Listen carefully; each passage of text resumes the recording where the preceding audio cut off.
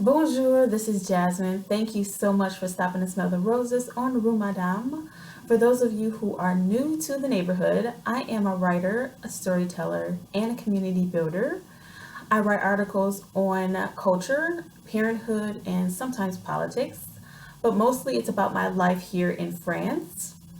But today, I'd like to discuss what's happening in the United States, particularly with the Black community, but also what's happening around the world, showing solidarity for the demand of justice for George Floyd, who recently was killed by police officers, but also Breonna Taylor, Ahmaud Arbery, and so many others who were taken too soon. And in the community I belong to, but am kind of removed from, I see on my timeline friends and family who are disgusted and who are demanding justice and who want change.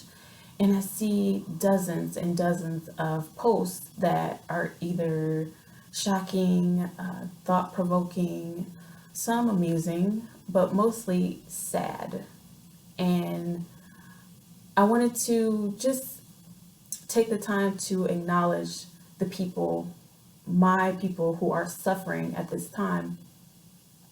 So I grabbed about 10 or 12 posts that were the most noteworthy. So I'd like to start with a friend that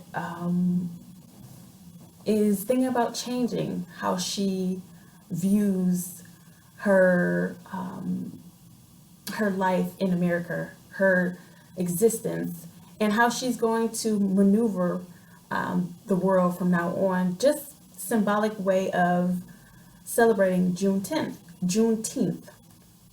By celebrating Juneteenth, she says, "Got my family on board to celebrate our first Juneteenth on June 20th in lieu of the 4th of July. I hope y'all are inspired to do the same. Hashtag Black Lives Matter." And I think that is one of the positives we can take from this very, very negative and depressing time. Let's change how we celebrate ourselves and how we uplift our history and how we change the narrative of how we will be viewed. We will view our history as proud. And for those of you who are unaware of what Juneteenth is, it is the celebration of the very last slaves that were given their freedom.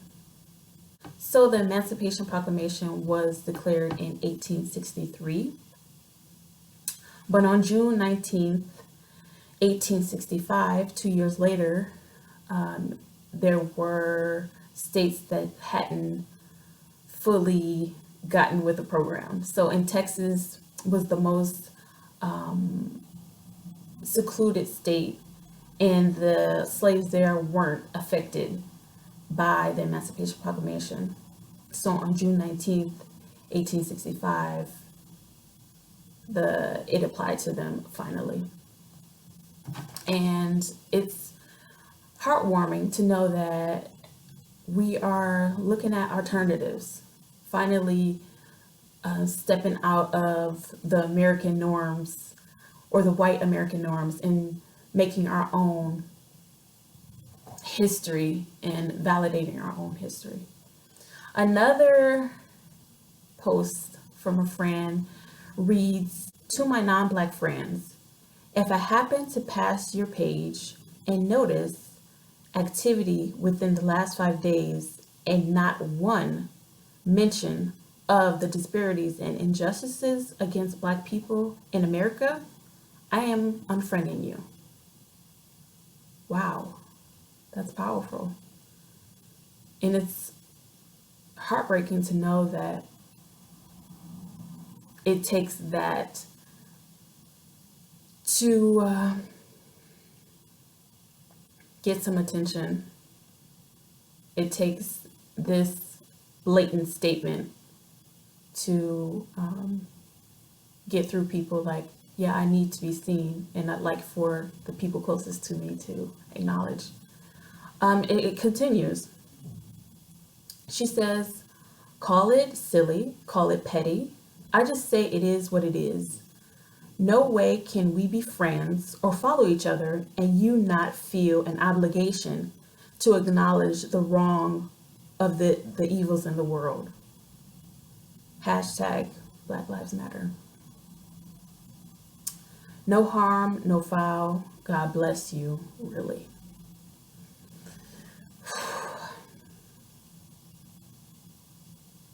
It really does open your eyes to the people who are really on your side and how throughout your life you can ignore these very potent, important conversations with the people closest to you. And these are the moments you realize that these conversations are really important. And next, I love to see allies stepping up and speaking out. There was a friend that says, as a non Black person, it's not our place to comment on how Black people should react to issues in their community. Hashtag check your privilege.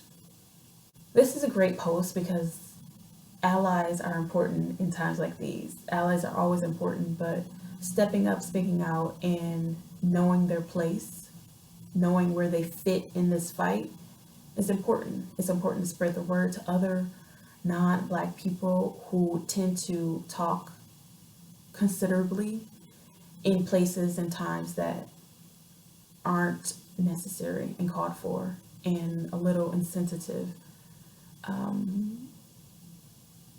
I think it's important that sometimes silence can be deadly. It can be violent in and of itself, but if it's not positive, just keep your mouth closed. Put a hashtag saying support or Black Lives Matter or justice. If it's not positive, keep it to yourself.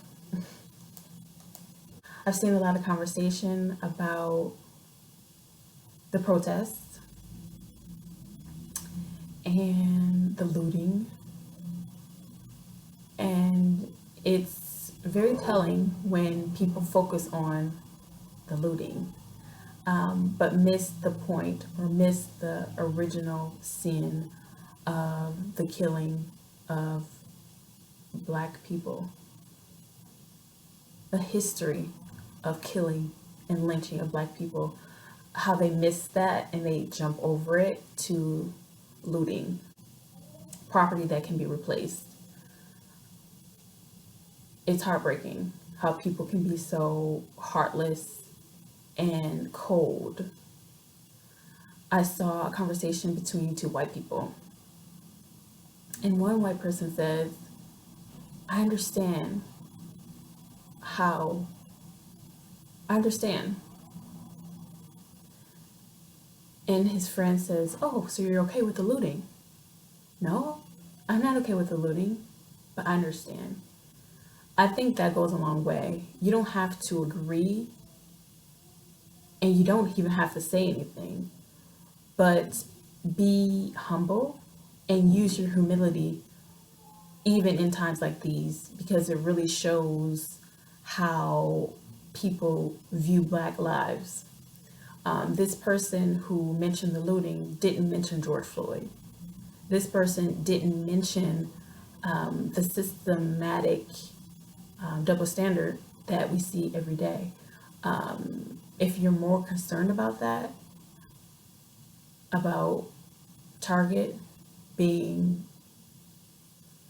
ransacked or Walmart being ransacked, and not the life that was callously taken in front of everyone, filmed, then I think it tells a lot about that person.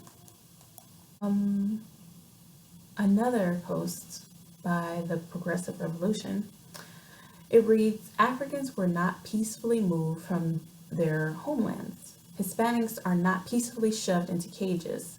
Chinatowns were not burned peacefully.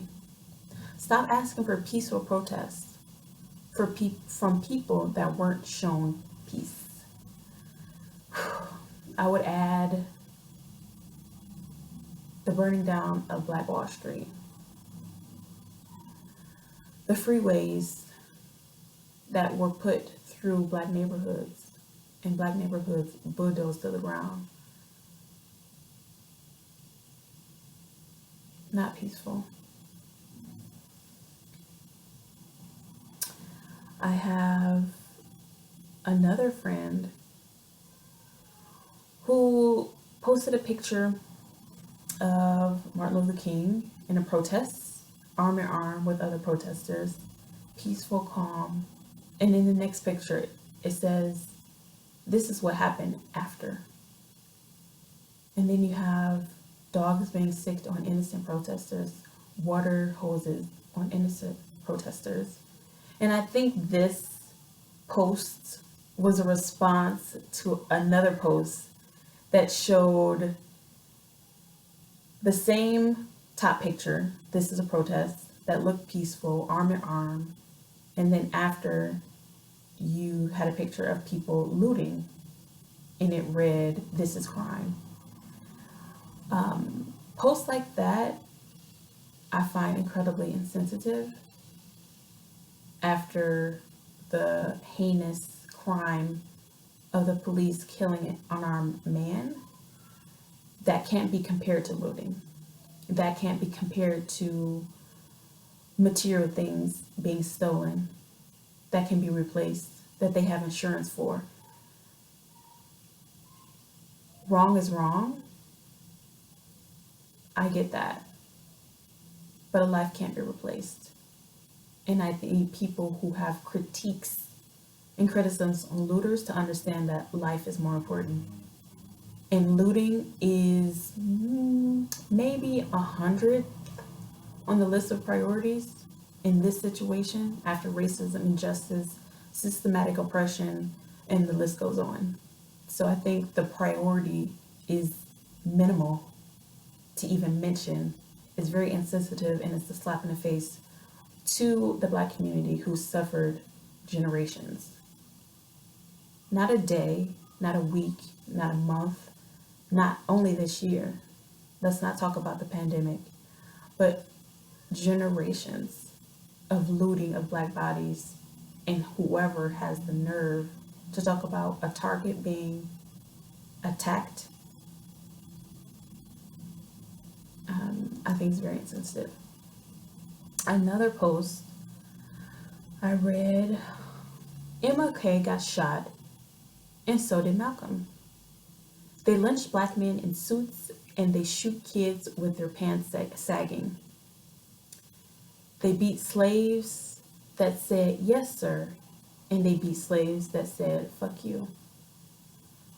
There's no respectability politics when they don't respect you, no matter how you go about it.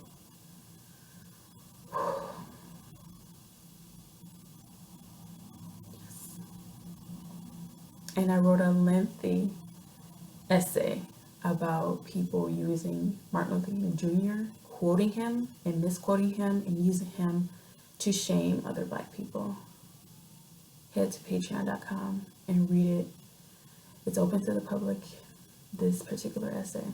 I wanted to share it with my subscribers as well as anyone who is interested.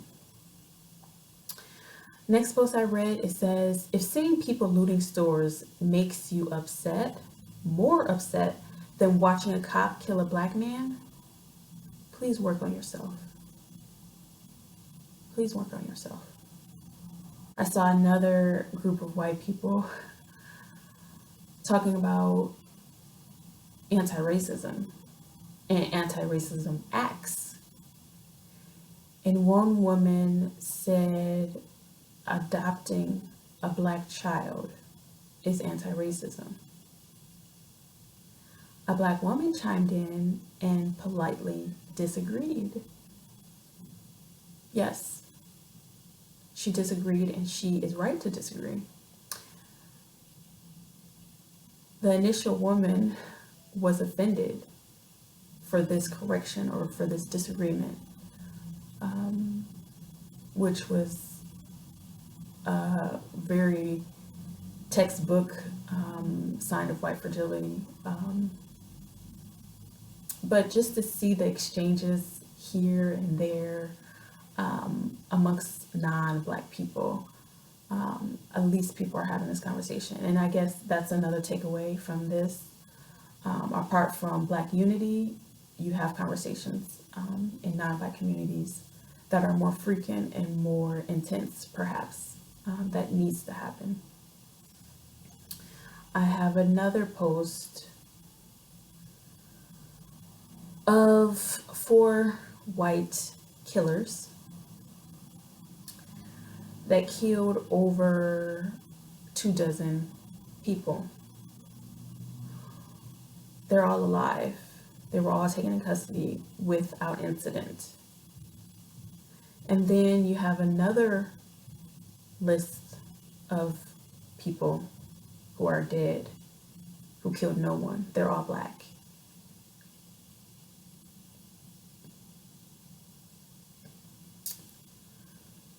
Another post by a white person, it reads, "White people think that the civil rights movement was exclusively Rosa Parks sitting politely and MLK being peaceful. Is proof that our educational system is rooted in white supremacy. Black history is turned into a Disneyland version for white consumption and comfort."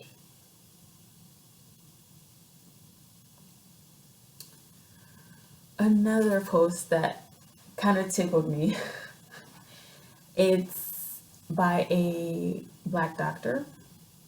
It reads, "Dear Minneapolis Medical Examiner, it is with profound joy that I inform you that Black people are physicians, nurses, nurse practitioners, and physician assistants.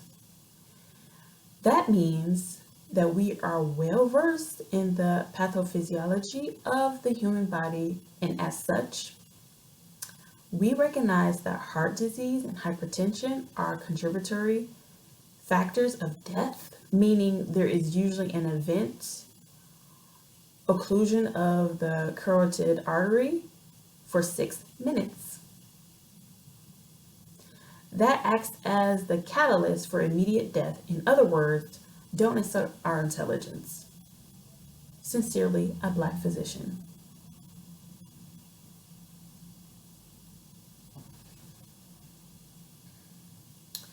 I think what's most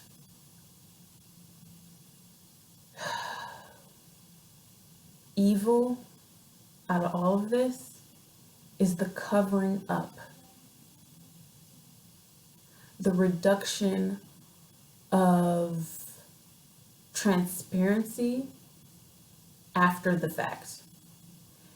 If the police would have charged the 4 cops initially, instantly after his lynching was made public, I don't think we would have gone through all of this.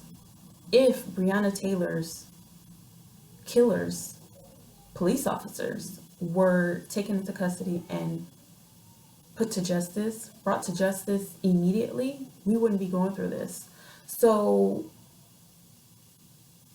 I can't predict the future and I can't change what's happened, but I think all of this was preventable. And the fact that you have the medical examiner covering for the police and things like that, it's heartbreaking. And the last post I noted was from a friend. It reads, "Might need to reactivate my Black Planet page." It reads, "Might need to reactivate my Black Planet page." Maybe. So yeah, those are the posts that I thought was the most thought-provoking, interesting, some amusing, but mostly sad. I also have some honorable mentions. One is a cartoon of a white boy walking by armed, heavily armed, and the police are waving at them because that's his right. And then you have a black man, most likely unarmed, most likely innocent, being thrown to the ground. And it says, sad but true.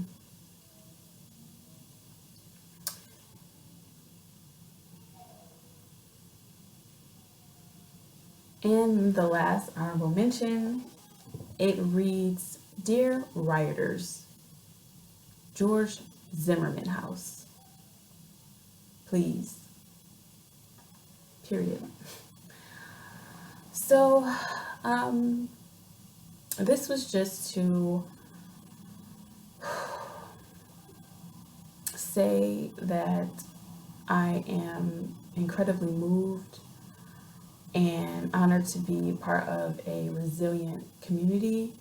I am mourning with everyone, and I pray every day that it'll get better and justice will be served and this messed up history will not repeat itself. Thank you so much for tuning in, and head over to patreon.com for interesting articles and thought-provoking material, podcasts, and full videos. Thank you so much for supporting Black businesses, and I'll see you next time. Bye.